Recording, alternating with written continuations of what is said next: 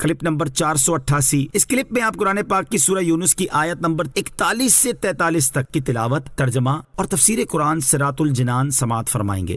بسم اللہ الرحمن الرحیم۔ ترجمہ، اللہ کے نام سے شروع جو نہایت مہربان رحمت والا ہے۔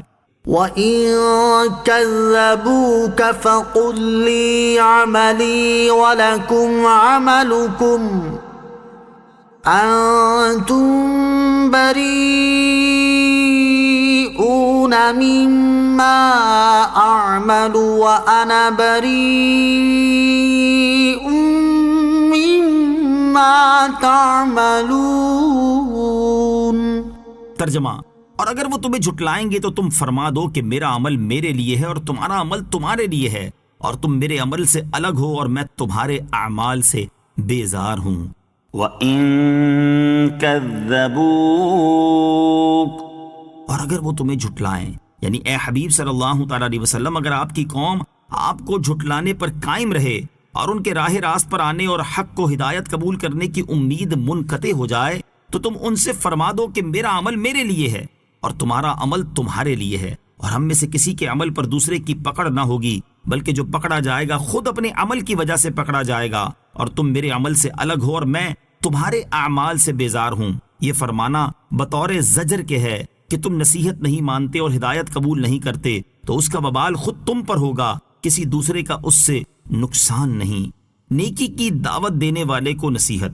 اس آیت مبارکہ سے یہ بھی معلوم ہوا کہ کسی کو نیکی کی دعوت دیں تو اسے دعوت دے کر اپنے آپ کو بری ذمہ سمجھیں، یہ نہیں کہ بس سامنے والے کو سیدھا کر کے ہی چھوڑنا ہے اگرچہ وہ پہلے سے زیادہ بگڑ جائے۔ وَمِنْهُمْ مَنْ يَسْتَمِعُونَ إِلَيْكَ أَفَأَنْتَ تُسْمِعُ الصُّمَّ وَلَوْ كَانُوا لَا يَعْقِلُونَ۔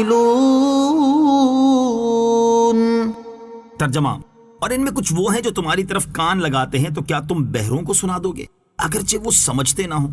وَمِنْهُمْ مَنْ يَسْتَمِعُونَ إِلَيْكَ، اور ان میں کچھ وہ ہیں جو تمہاری طرف کان لگاتے ہیں، یعنی ان مشرکین میں سے بعض ایسے ہیں جو اپنے ظاہری کانوں کے ساتھ سننے کے لیے جھکتے ہیں اور آپ علیہ الصلوۃ والسلام سے قرآن پاک اور دین کے احکام سنتے ہیں، لیکن آپ سے شدید بغض اور عداوت کی وجہ سے یہ سننا انہیں کوئی فائدہ نہیں دیتا۔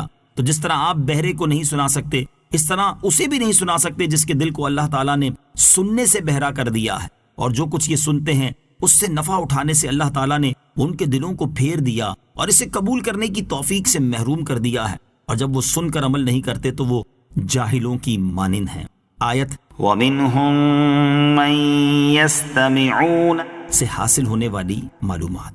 اس آیت سے 3 چیزیں معلوم ہوئی۔ نمبر 1، بغض و عناد کی وجہ سے آدمی کا دل اندھا بہرا ہو جاتا ہے، اس لیے وہ سامنے والے کی بات نہیں مانتا۔ نمبر 2، کسی سے بات منوانی ہو تو پہلے اس کے دل میں اپنے لیے نرم گوشہ پیدا کرنا چاہیے۔ نمبر 3، علم ہونے کے باوجود عمل نہ کرنے والا اللہ عز و جل کے نزدیک جاہل ہی کے حکم میں ہے۔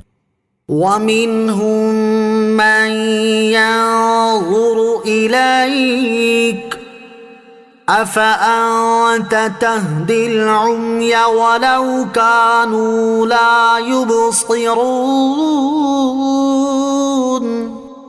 ترجمہ، اور ان میں کوئی تمہاری طرف دیکھتا ہے تو کیا تم اندھوں کو راستہ دکھا دو گے اگرچہ وہ دیکھتے ہی نہ ہوں؟ وَمِنْهُمْ مَنْ يَنظُرُ إِلَيْكَ، اور ان میں کوئی تمہاری طرف دیکھتا ہے۔ اس آیت کا خلاصہ یہ ہے کہ اے حبیب صلی اللہ تعالیٰ علیہ وآلہ وسلم، ان مشرکین میں سے بعض ایسے ہیں کہ جو تمہاری طرف اپنی ظاہری آنکھوں سے دیکھتے ہیں، آپ کی سچائی کے دلائل اور نبوت کی نشانیوں کا مشاہدہ بھی کرتے ہیں، لیکن وہ تصدیق نہیں کرتے۔ تو کیا آپ دل کے اندھوں کو راستہ دکھا دیں گے اگرچہ وہ دیکھتے ہی نہ ہوں؟ کیونکہ اللہ عز و جل نے ان کے دل کی نظروں کو اندھا کر دیا ہے، اسی لیے انہیں ہدایت کی کوئی چیز نظر نہیں آتی۔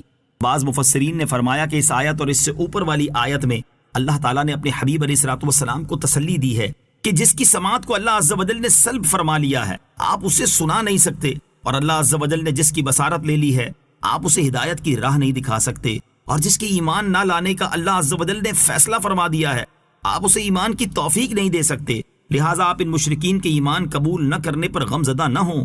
گویا فرمایا گیا کہ کفار حضور اقدس صلی اللہ تعالی علیہ وسلم کو دیکھتے تو ہیں لیکن صرف سر کی آنکھوں سے، دل کی آنکھوں سے نہیں، جس سے دیکھنے والا صحابی بن جائے۔ اور جو حضور اقدس علیہ الصلوۃ والسلام کو صرف محمد بن عبداللہ صلی اللہ تعالی علیہ وآلہ وسلم ہونے کے لحاظ سے دیکھے وہ محروم ازلی ہے، اور جو محمد الرسول اللہ صلی اللہ تعالی علیہ وسلم ہونے کے لحاظ سے دیکھے وہ جنتی ہے۔ اس لیے ان دیکھنے والوں کو اللہ تعالیٰ نے اندھا فرمایا، یعنی دل کے اندھے جنہیں ہدایت نہ نصیب ہو سکے۔ اس سے معلوم ہوا کہ جمال مصطفیٰ دیکھنے والی نگاہ اور ہوتی ہے، اور وہ آنکھ وہ ہے جس سے حضرت ابوبکر و عمر اور صحابہ کرام رضی اللہ تعالی عنہم نے دیکھا ہے۔